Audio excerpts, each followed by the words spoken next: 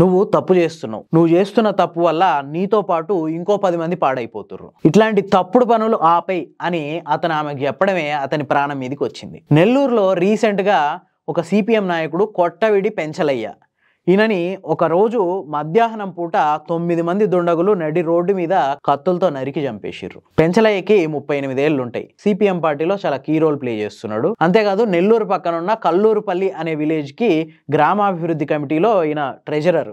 ఆ గ్రామ అభివృద్ధిలో ఈయన పాత్ర చాలా క్రూషియల్ గా కూడా ఉంది. ఈయనకి భార్య, ఒక కొడుకు, ఒక కూతురు ఉన్నారు. ఎలక్ట్రీషియన్ గా పనిచేసుకుంటూ ఆయన కుటుంబాన్ని పోషించుకునేటోడు. దీంతో పాటు కొంచెం సిపిఎం కమ్యూనిస్టులు అంటే కొంత సమాజం మీద వాళ్ళకు ఒక అవగాహన, ఒక దృక్పథం ఉంటుంది కదా.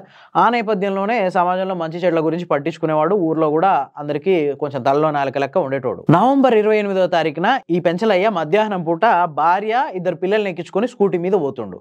ఆ టైంలో 9 మంది యువకులు అడ్డొచ్చి అతన్ని అడ్డగించి భార్య పిల్లల్ని పక్కకు నెట్టేసి కత్తులతో అతన్ని నరికి చంపేసిర్రు. దీనికి కారణం ఏంది అని చెప్పి పోలీసులు డీప్ గా ఎంక్వైరీ చేసి తేలింది ఏంటంటే, ఈ పెంచలయ్య ఎవరైతే ఉన్నారో కల్లూరులో ఆయన ఉండే కాలనీలో హరవ కామాక్షి అనే ఒక పద్ధతి గల ఆడాము ఉండేదట. ఆమె పద్ధతులు ఏంటంటే రౌడీలకు ఆశ్రయం ఇవ్వడం, ఇంట్లో నాటుసారా, గంజాయి అమ్మడం, వీటితో పాటు ఇంకా రకరకాలు ఏమేం చేయకూడదు అవన్నీ ఆమె చేసేది. అవన్నీ పెంచలయ్య దృష్టికి వచ్చినాయి. ఆయన పోయి, అమ్మ ఏంది ఈ పద్ధతి, నువ్వు చెడిపోవడంతో పాటు కాలనీలో ఉండే యూత్ అంతా పాడైపోతుంది, ఇది తప్పు, ఇట్లాంటివి చెయ్యకు అని చెప్పి గట్టిగా హెచ్చరించిండు. అగో అదే ఆయన ప్రాణం తీసింది.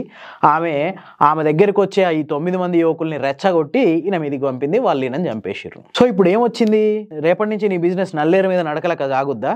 పోలీసులు తీసుకుపోయి ఉతుకుతారు. ఇన్ని రోజులు బయట చేసినావు, ఇప్పుడు పోయి పోలీస్ స్టేషన్లో చేయగలుగుతావు బిజినెస్? తప్పుడు పని చేయొద్దని ఆమెకు చెప్పడమే అతని పాలిట శాపమై కూర్చుంది.